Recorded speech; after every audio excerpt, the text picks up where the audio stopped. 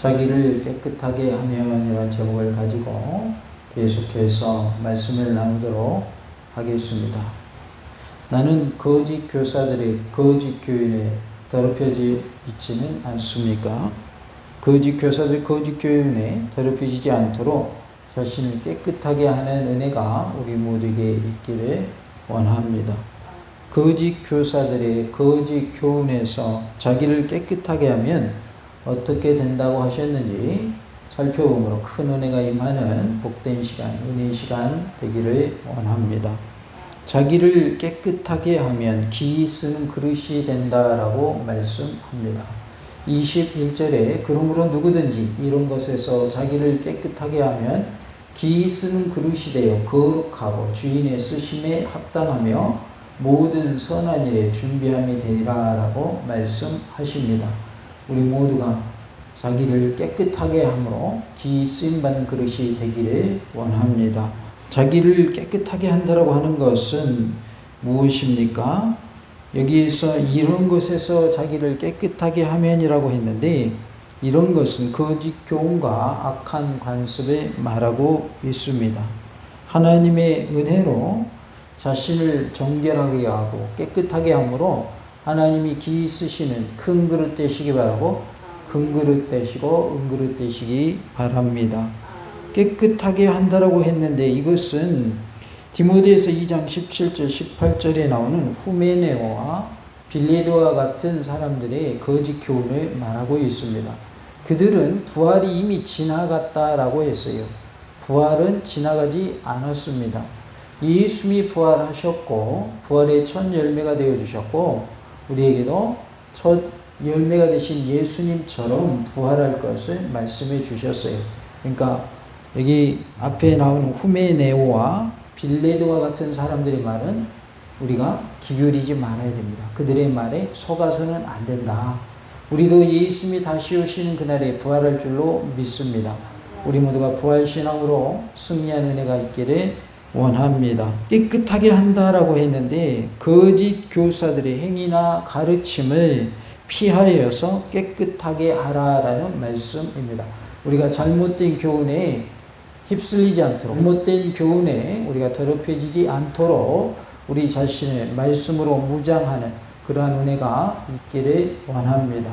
우리가 진짜를 가지고 있으면 가짜를 가지고 아무리 이것이 진짜라고 한다고 해서 우리가 속을 이유가 하나도 없죠. 우리에게는 진짜가 있습니다. 예수님의 복음이 있습니다. 그렇기 때문에 진리의 말씀만 붙잡으면 됩니다. 다른 것에 속을 이유가 없다 그 말이죠. 그래서 하나님의 말씀을 바로 알고 바로 깨닫고 바로 믿는 은혜가 우리 모두에게 있기를 원합니다. 우리 여전대회가 오늘 헌신 예배를 드리는데 말씀으로 무장하여서 어떤 잘못된 교훈에도 무너지지 않냐고 끝까지 믿음을 지키는 은혜가 있기를 간절히 원합니다. 주를 깨끗한 마음으로 부르는 자들과 함께 의와 믿음과 사랑과 화평을 따르라라고 22절에 말씀을 하고 있어요.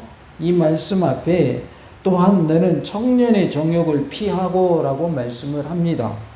바울은 본문에서 디모데가 버려야 할 것을 언급하고 있는데 청년의 정욕은 단순히 성적인 욕망뿐만 아니라 지나친 식욕이나 지식욕이나 명예욕 등을 가리키고 있어요. 바로 뒤에 나오는 의와 믿음과 사랑과 화평과는 반대되는 개념이다라고 볼 수 있겠습니다.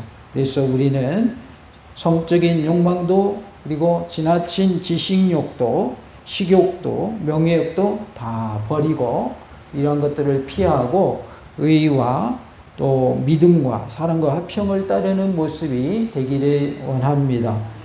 바울은 22절에서 디모데가 추구해야 할 덕목을 언급을 하는데 의는 하나님의 뜻과 부합되는 마음의 상태를 말합니다. 그래서 우리의 마음은 하나님의 뜻과 하나 되는 마음이 되어야 된다. 부합된다라고 하는 것, 하나 되는 것을 말해요. 하나님의 뜻을 이루는 우리의 마음이 되고 또 하나님의 뜻을 쫓아가는 우리의 삶이 될 수 있기를 원합니다. 또한 믿음은 하나님께 대한 겸손하고 전적인 신뢰를 의미하고 있어요. 하나님에 대한 신뢰, 예수님께 대한 신뢰를 말하고 예수님을 믿는 믿음을 말하고 있습니다. 나는 예수님을 통해서 구원함을 얻습니다. 예수님의 보혈이 내 죄를 씻어줌을 믿습니다라고 하는 전적인 신뢰의 모습을 믿음이라고 말씀하고 있고, 사랑은 원수까지도 자비의 대상으로 삼는 형제에 대한 깊은 애정을 말하고 있어요. 그래서 원수까지도 사랑하라라는 말씀이 사랑에 해당되는 것이고요. 화평은 모든 그리스도인들 간의 평화롭고 완전한 상호 이해를 의미하고 있습니다. 그래서 평화로운 가운데 서로 이해하는 모습, 이것이 뭘까요? 화평이다라는 것이죠. 마태복음 5장 9절에 화평하게 하는 자는 복이 있나니 그들이 하나님의 아들이라 일컬음을 받을 것이며 라고 말씀을 하고 있습니다. 화평하게 하는 자는 하나님의 아들이라고 칭함받는다 라고 말씀합니다. 우리 모두가 화목해 하는 자, 화평케 하는 자가 되기를 원합니다. 다 같이 봅시다. 화평케 하는 자 됩시다. 특별히 우리 여전대회가 서로 화평하고 화목하는, 서로 사랑으로 하나 되는 여전대회가 계속 유지될 수 있기를 원합니다. 화목하는 여전대회가 될 때 우리 교회 전체적으로도 부흥의 역사가 있을 줄로 믿습니다. 예전에 교회들이 서로 분란이 많은 때가 있었어요. 지금도 물론 서로 분열하는 교회들이 없잖아 있습니다만은, 그런 모습들을 보면서 안 목사님이 그런 말씀을 하셨다고 그래요. 싸우지만 않아도 부흥된다 그랬다는 거예요. 얼마나 많이 싸웠으면 안 싸우기만 해도 부흥된다는 말을 했을까요? 교회는 화목하는 곳이 돼야 됩니다. 화평하는 곳이 돼야 됩니다. 싸워서는 안 됩니다. 서로 문제가 있고 갈등이 있다면 그걸 해소시켜 나가야지, 서로 싸우는 것으로 그것을 해결하려고 해서는 안 된다는 거예요. 화목할 때에는 상호 이해가 필요하고 한 발짝씩 뒤로 물러서는 것이 필요한 거예요. 서로 양보하여 하나씩 해결해 나가야지, 전혀 하나도 양보 안 하고서 상대방에게만 요구하면 해결이 되어야 한대요. 해결이 되지를 않습니다. 그렇기 때문에 우리가 화목하고 화평하는 모습으로 하나님을 기쁘시게 하는 우리 여전대가 되고 또 남전대가 되고 우리 교회가 될 수 있기를 원합니다. 한편 디모데가 이러한 동목을 추구할 때 혼자서 하는 것이 아니라 다른 그리스도인들과 함께 추구해야 했습니다. 그러니까 사랑하는 것, 그리고 화평하는 것, 믿음을 가지고 행하는 것, 의의 삶을 사는 것, 이것은 혼자 되는 것이 아니라 서로 같이 행할 때 가능하다 그 말이에요. 화목하는 거 혼자 돼야 안 돼요? 안 됩니다. 사랑하는 거 혼자 될까요? 안 된다 그 말이죠. 그래서 우리가 서로 합력하여서 선을 이루고 공동체를 이루어가는 그런 모습이 되어야 할 줄로 믿습니다. 다 같이 해볼까요? 화평의 공동체 됩시다. 사랑의 공동체 됩시다. 우리가 화평하는 공동체가 되고 사랑하는 공동체가 되기를 원합니다. 주를 깨끗한 마음으로 부르는 자라고 했는데, 여기서 깨끗한 마음은 불의에서 떠난 것을 말하고 자기를 깨끗하게 한 것을 말합니다. 이것은 내면의 인격이 정결한 그리스도인을 가리키고 있습니다. 그래서 우리의 내면이 정결해야 된다. 우리의 마음이, 우리의 인격이 정결한 모습이 되어야 한다라는 것을 말씀하고 있어요. 그것을 깨끗한 마음이라고 표현하고 있습니다. 23절에 어리석고 무식한 변론을 버리라. 이에서 다툼이 나는 줄 알미라 라고 말씀을 하고 있어요. 어리석고 무식한 변론을 버리라고 했는데 23절의 이 권면은 목회 서신에서 반복적으로 거론되고 있는 말씀입니다. 반복적으로 강조해요. 어리석고 무식한 변론을 버리라. 그러니까 변론을 하라는 거예요, 하지 말라는 거예요? 하지 말라 그 말이에요. 옳고 그름을 따지는 그러한 모임치고 조용할 날이 별로 없어요. 서로 옳고 그름을 따지다 보니까 항상 어때요? 시끄러워요. 이것이 옳으니 저것이 옳으니 서로 따진단 말이에요. 혹 틀렸더라도 그걸 가지고 공론화 시켜가지고 이것은 잘못됐습니다 이렇게 하는 것보다는 당사자에게 조용히 찾아가서 이것이 아닌 것 같은데요 하고 이렇게 해야 조용히 넘어가는데, 모두가 다 함께 있는 곳에서 손 들어가지고 말한다거나 아니면 큰 소리로 말해가지고 이것은 잘못됐습니다 이렇게 하게 되면 어떻게 돼요? 이게 싸움이 되는 거예요. 싸움이. 여전도에도 기도하는 여전대가 되시기 바랍니다. 회의 많이 하는 여전대가 아니라 기도하는 여전대가 되시기 바랍니다. 기도 많이 하는 여전대가 됐어요. 그래서 한 교회는 회의 모임이라고 하지 않고 원래라고 하지 않고 기도회라고 한다고 그래요. 여전도의 기도회, 남전도의 기도회. 왜? 모여서 뭐 하라고? 기도하라고. 회의 많이 하는 교회치고 회의 많이 하는 기관치고 조용할 날이 별로 없다 그 말이에요. 그래서 회의하는 거 좋아하지 말고 문제가 있다면, 기도 제목이 있다면 뭐 하자고요? 기도하는 은혜가 있기를 원합니다. 기도할 때 하나님이 도와주시고 문제를 해결해 주시고 그 문제를 해결할 수 있는 지혜를 주시는 거예요. 그래야 문제가 해결됩니다. 싸울 일도 안 싸우게 돼요. 기도합시다 그러는데 누가 싸워요? 기도해야지. 기도합시다 그랬는데 막 자기 의견 내세우고 싸우면 그 사람이 이상한 거 아니에요? 그러니까 분위기를 어떻게 만들어야 돼요? 기도하는 분위기로 만들어야 돼요. 기도하는 여전대가 되시기 바랍니다. 하나님이 원하시는 것은 이렇게 어리석고 무식한 변론을 버리는 것이다 라고 말씀하고 있습니다. 어리석다라는 말은 둔한, 지각이 없는 이라는 뜻이고요. 무식한이란 말은 교육을 받지 못한 이라는 뜻입니다. 이러한 지각이 없고 무식한 변론은 앞서 언급한 이단들이 허탄한 족보와 신화에 대한 논쟁을 가리키고 있습니다. 이단들의 허탄한 족보와 신화에 대한 논쟁, 이것을 말한다는 거예요. 그들은 허탄한 것을 좇아서 허탄한 신화에 대해서 논쟁을 했다 그 말이죠. 잘못된 것을 가지고 옳으네 그르네 했다는 거죠. 디모데는 이러한 변론에 휘말려서는 안 되며 단호히 배격해야 했습니다. 왜냐하면 그런 것으로 인해서 교회의 분열과 혼란이 야기되기 때문입니다. 서로 변론을 하게 되면 혼란이 오고 분열을 초래하게 된다라는 거예요. 그렇기 때문에 우리가 변론하는 일은 하지 않아야 한다라고 말씀하고 있습니다. 주님의 종은 마땅히 다투지 말아야 할 것을 24절에 말씀합니다. 주의 종은 마땅히 다투지 아니하고 라고 했죠.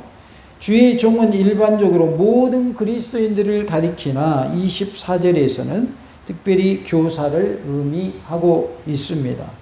진리를 유지하고 가르치는 교사들은 다툼이 없어야 한다라는 것이죠.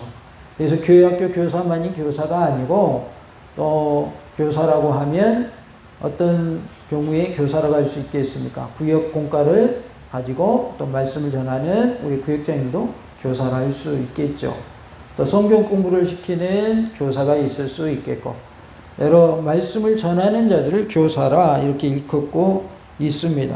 그래서 진리를 가르치는 교사들, 진리를 유지시켜 나가는 교사들은 뭐 하지 말아라? 다투지 말아라 라고 말씀합니다. 24절에 모든 사람에 대하여 온유하며 라고 말씀하고 있습니다. 주님의 종은 모든 사람에 대하여 온유해야 합니다. 온유는 예수님이 지니셨던 마음으로서 복음을 가르치며 전하는 교사들이 담고 배워야 하며 실천해야 하는 덕목인 것입니다. 온유라고 그래서 비굴하라는 뜻이 아니에요. 이것은 겸손한 모습으로 다른 사람을 배려하는 모습을 말하고 있어요. 교만하지 아니하고 겸손한 모습으로 다른 사람을 배려하는 그러한 모습, 부드러운 모습, 그걸 뭐라고 그래요? 온유라라고 하는 것입니다. 마태복음 11장 29절에 나는 마음이 온유하고 겸손하니 나의 멍에를 메고 내게 배우라. 그리하면 너희 마음이 쉼을 얻으리니 라고 말씀을 하고 있어요. 예수님은 어떠한 분이셨습니까? 마음이 온유하고 겸손한 분이셨습니다. 우리가 마음의 쉼을 얻으려면 온유한 자가 되고 겸손한 자가 되어야 한다는 거예요. 마음이 쉼을 얻는다라는 말의 반대말은 뭐겠어요? 마음이 시끄럽다라는 표현을 쓰죠. 우리 정신이 시끄러워, 마음이 시끄러워, 그런 말 하죠. 쉼이 없는 것이죠. 온유하지 못하고 겸손하지 못하면 마음의 쉼을 얻을 수 없다, 그 말이에요. 다툼이 있는 곳에 마음의 쉼이 있을까요? 마음의 쉼이 없겠죠. 다툼이 있는 것의 대부분은 교만한 사람이 있기 때문에 다툼이 일어나는 경우가 많아요. 온유하지 못한 사람이 있어서 다툼이 일어나는 경우가 많습니다. 그러다 보면 마음의 쉼을 얻을 수가 없어요. 그렇기 때문에 우리는 온유한 자가 되고 겸손한 자가 되어야 할 줄로 믿습니다. 손바닥도 서로 부딪혀야 소리가 납니까? 엇갈릴 때의 소리가 납니까? 부딪힐 때의 소리가 나는 거예요. 손뼉을 칠 때에 서로 닿아야 소리가 나는 것이지, 엉뚱한 것으로 서로 엇갈리게 되면 소리가 나지를 않죠. 상대방이 아무리 막 화를 내고 그래도 내가 그 말에 대해서 토를 안 달고 대꾸를 안 하면 돼요. 그러면 싸움이 안 돼요. 그러면 어떻게 되냐? 혼자 떠들다가 혼자 사그라듭니다. 왜? 대응을 해야 되는데 대응을 안 하잖아요. 받아주지를 않잖아요. 싸움이 안 되는 거예요. 그러니까 우리가 싸울 일이 있으면 가만히 그냥 대응을 안 하면 돼요. 대꾸를 안 하면 돼요. 그럼 싸움이 되지를 않습니다. 특히나 부부간에도 싸움을 하면 한 사람은 막 열나가지고 떠드는데 한 사람은 조용히 있어봐요. 싸움이 돼야 안 돼요. 싸움이 안 되는 거예요. 그래서 우리가 온유한 자가 되고 겸손한 자가 될 때에 마음의 쉼도 얻을 수 있는 줄로 믿습니다. 가르치기를 잘하며 라고 24절에 말씀을 합니다. 교사들은 하나님의 말씀을 잘 이해해야 하고 그리스도인들에게 전달하여서 그리스도인들로 하여금 올바른 길을 갈 수 있도록 인도해야 하는 것입니다. 그래서 교사들이 할 일은 본인이 먼저 말씀을 바로 이해해야 돼요. 잘 이해하고 그 다음에는 그것을 잘 가르치고, 그래서 그리스도인들로 하여금 바른 길을 걸어갈 수 있도록 안내를 잘 해줘야 된다라는 것이죠. 참으며라는 말씀은 참다라는 말과 악이라는 말의 합성어로서 악이나 고난을 견딘다는 의미를 가지고 있습니다. 우리가 고난을 견뎌내고 또 어떤 악한 일에도 인내하면서 견뎌내는 그런 모습을 참다라고 말씀하고 있습니다. 야고보서 1장 4절에 인내를 온전히 이루라. 이는 너희로 온전하고 구비하여 조금도 부족함이 없게 하려 함이라 라고 말씀합니다. 우리 모두가 인내하는 자가 될 수 있기를 원합니다. 환난 중에도 뭐가 필요할까요? 인내가 필요합니다. 원수가 나를 핍박해요. 인내 못하면 어떻게 될까요? 원수하고 싸워야 되겠죠.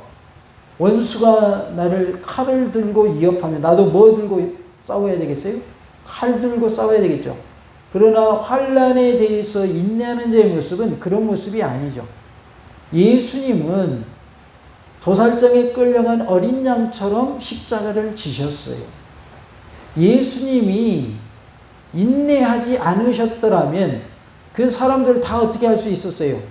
다 죽일 수 있었어요. 다 물리칠 수 있었어요. 왜냐하면 예수님이 하나님의 아들로서 하나님의 본체시란 말이에요. 천지를 창조하신 하나님이 예수님이에요.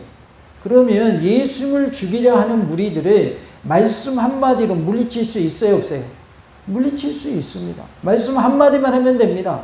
근데 그렇게 했어요, 안 했어요? 안 했다, 그 말이에요. 안 했다.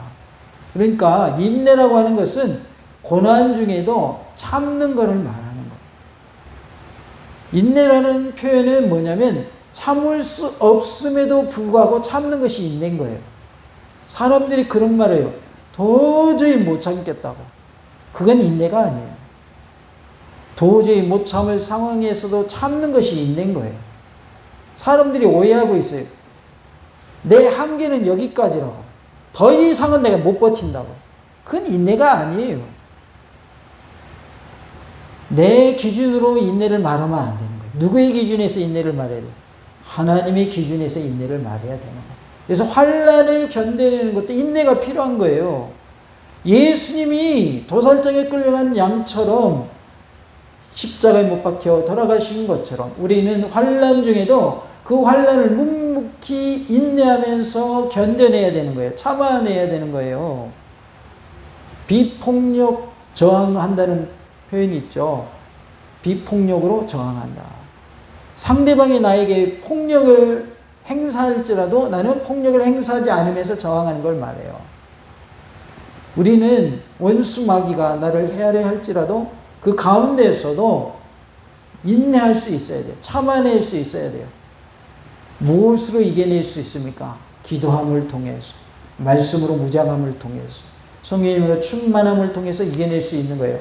하나님의 전신 갑주를 입고 이겨낼 수 있는 거예요. 원수가 나를 칼을 들고 들이댄다고 나도 같이 칼 들이대는 것은 그건 인내가 아닙니다.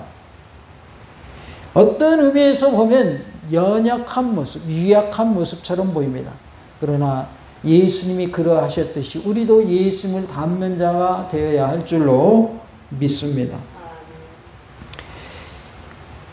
거역하는 자를 온유함으로 훈계할지니 라고 말씀합니다. 25절에 거역하는 자가 나오는데요. 잘못된 교리에 빠져서 주님의 종이 가르치는 하나님의 말씀에 대해서 반대하는 이단자들 말씀하고 있어요. 하나님의 말씀에 대해서 반대하는 자들, 이들이 곧 거역하는 자입니다. 또는 신앙이 미숙한 자를 가리키고 있습니다. 교사들은 이렇게 거역하는 자들에 대해서 온유함으로 훈계해야 한다라고 말씀을 합니다. 훈계한다라는 말은 심판이나 정죄를 의미하는 것이 아니라 거역하는 자들이 진리의 길에 들어서도록 권면하고 지도하는 것을 말합니다. 혹 하나님이 그들에게 회개함을 주사 진리를 알게 하실까 하며 라고 25절에 말씀을 합니다.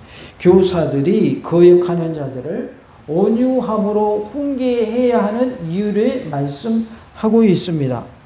왜 그들을 온유함으로 훈계해야 되는가? 그들에게 회개함을 주셔서 진리를 알게 하실 수 있기 때문에 그렇다는 거예요. 그러기에 우리는 잘못된 비진리를 전하는 그들에게, 이단자들에게 훈계하되 온유함으로 훈계해야 된다. 그렇게 할 때 그들에게 회개케 하시고 진리를 깨닫게 하셔서 돌이키게 하실 수 있기 때문에, 그러한 이유 때문에 온유함으로 훈계하라 라고 말씀을 하고 있습니다. 훈계하라 하셨고 또 회개한다라고 하는 표현이 있는데, 회개는 후회나 뉘우치는 개념 이상의 것으로서 사상이나 인격의 근본적인 전환을 의미하고 있어요. 우리의 생각이 바뀌는 것, 우리의 인격이 바뀌는 것, 그것을 회개한다라고 말씀을 합니다. 마음과 생활의 근본적인 변화를 말하고 있어요. 마음도 변화가 일어나고 생활도 변화가 일어나는 것을 회개라고 말합니다. 그래서 회개라고 하는 것은 한 번 지은 죄를 똑같이 짓는 그런 모습이 아닌, 넘어졌을지라도 다시 회복되고, 전에는 10이라는 강도로 죄를 지었다면 그 다음에는 9, 8, 7 이렇게 점점 강도가 약해지는 모습으로 살아가는, 그래서 점점 죄를 멀리하고 하나님을 가까이하고 하나님이 원하신 모습으로 변화되어진 것을 회개라고 하는 겁니다. 우리는 매일매일 성화의 과정을 걸어갑니다. 거룩하여지는 성화의 과정을 걸어가는데, 오늘 회개했다고 해서 당장 내일 거룩한 모습으로 확 바뀌지는 않는다 그 말이죠. 그렇기 때문에 성화의 과정이 필요한 거예요. 점점 거룩하여짐으로 하나님이 원하시는 모습으로 변화되는 것을 말하는 것이죠. 그래서 우리가 회개할 때에는 온전한 모습으로 변화되기를 위하여 기도하고 그것을 추구해야 할 것을 말씀하고 있습니다. 교사들이 거역하는 자들을 온유함으로 훈계해야 하는 이유는 그들이 이 교훈을 받아들여서 회개하고 하나님께로 돌아서서 하나님의 말씀 안에 거하고 깨달을 수 있는 기회를 제공하기 위함인 것입니다. 그래서 우리가 온유함으로 훈계해야 할 이유는 그들로 하여금 회개할 기회를 주고 하나님의 말씀대로 살도록 하기 위해서인 것이죠. 26절에 보면 그들로 깨어라고 했는데 깨어라는 말은 맑은 정신을 회복하다라는 의미입니다. 우리가 잠에서 덜 깨게 되면 막 잠에서 깼다 그러면 정신이 아직 맑지 않을 때가 있죠. 그 순간이 있죠. 그러다 조금 더 시간이 지나면 정신이 맑아지죠. 그래서 여기에서 맑은 정신을 회복한다는 말을 깨어라는 표현으로 썼습니다. 회개함과 상관성을 가지고 있어요. 회개하는 자가 깨어나게 되는 것이죠. 거역하는 자들이 26절에 나오는데 현재 자신의 모습, 즉 사탄 아래 종노릇하고 있음을 깨달아서 하나님께로 돌아와야 함을 암시하고 있습니다. 그래서 이 거역하는 자들, 이단자들, 하나님의 말씀에 불순종하는 자들, 그리고 하나님의 말씀에 대해서 미숙한 자들이 회개하고 돌이켜야 할 것을 말씀하고 있습니다. 26절에 마귀의 올무에서 벗어나 하나님께 사로잡힌 바 되어 그 뜻을 따르게 하실까 함이라 라고 말씀을 하고 있어요. 지금 마귀 올무에 사로잡혀 있는 자들을 말하고 있어요. 그들이 하나님께 사로잡힌 바 되어야 한다. 마귀의 올무에서는 벗어나고 누구에게는 사로잡혀야 된다. 하나님께는 사로잡혀야 된다라고 말씀하고 있어요. 마귀의 손에서 벗어나서 마귀의 손아귀에서 벗어나서 하나님께 사로잡히는 그러한 삶이 되시기 바랍니다. 다 같이 봅시다. 하나님께 사로잡힌 삶이 됩시다. 우리는 누구에게 확 잡혀야 되냐면 하나님께 확 잡혀야 돼요. 신혼 부부들을 보면 서로 주도권을 잡으려고 하는 경우가 있어요. 남편은 남편이 초기에 잡아야 된다고 생각하고 아내는 아내가 초기에 잡아야 된다고 서로 생각하는 거예요. 그래서 서로 기싸움을 하는 경우가 있어요. 그것은 별로 성경적이지 않은 내용이죠. 서로 아껴주고 섬기는 모습이 돼야 되는데 막 결혼해가지고 신혼부부가 내가 이제 주도권 잡고 나갈 거야. 그래가지고 서로 기싸움하고 그건 별로 좋은 모습이 아니다 그 말이죠. 우리는 하나님께 사로잡혀야 돼요. 하나님께 딱 잡힌 자가 돼야 돼요. 그래야 부부간에도 서로 사랑하며 살고 형제간에도 우애하며 살고 부모를 공경하며 살고 이웃을 내 몸처럼 사랑하며 살 수가 있는 거예요. 하나님께 어설프게 잡히면 어떻게 돼요? 하나님의 손아귀에서 빠져나가요. 그러다 보면 어떻게 돼요? 말씀대로 잘 안 살게 돼요. 하나님의 말씀에 붙잡힌 것 같은데 아닌 경우가 있어요. 그거는 안 된다고 말이에요. 마귀의 올무에서는 벗어나야 되겠고 하나님의 손에는 사로잡힌 자가 되기를 원합니다. 그것이 복입니다. 하나님께 사로잡힌 것이 어떻게 생각하면 자유가 없는 것 같고 하나님께 얽매여 사는 것 같은데 그것이 복인 거예요. 죄의 종노릇하고 마귀의 올무에서 벗어나지 못한 것은 그건 복이 아닙니다. 우리가 하나님의 말씀대로 살고 하나님의 손에 붙잡힌 바 되어 사는 복된 삶이 될 수 있기를 원합니다. 맑은 정신을 가지지 못할 때 마귀의 올무에 빠지게 됩니다. 마귀의 올무에 빠진 자들은 앞서 언급된 거역하는 자들을 가리키는 것으로서 덫에 걸린 새나 짐승처럼 믿음 생활에서 실패한 자들을 말하고 있어요. 우리는 믿음 생활에서 성공한 자가 되기를 원합니다. 덫에 걸린 새나 짐승처럼 돼서는 안 된다는 말. 마귀의 올무에 잡힌 자가 돼서는 안 된다는 말. 우리 모두가 하나님의 은혜 가운데 하나님을 기쁘시게 하는 믿음 생활이 다 될 수 있기를 원합니다. 교사들이 그들을 온유함으로 훈계할 때에, 거역하는 자들을 훈계할 때에 그들은 정신을 차려서 마귀의 올무에서 벗어날 뿐만 아니라 하나님께 돌아올 수 있습니다. 사로잡힌 바 되어라는 말은 사냥에 사용되는 용어로서 야생동물을 산채로 포획한다는 뜻입니다.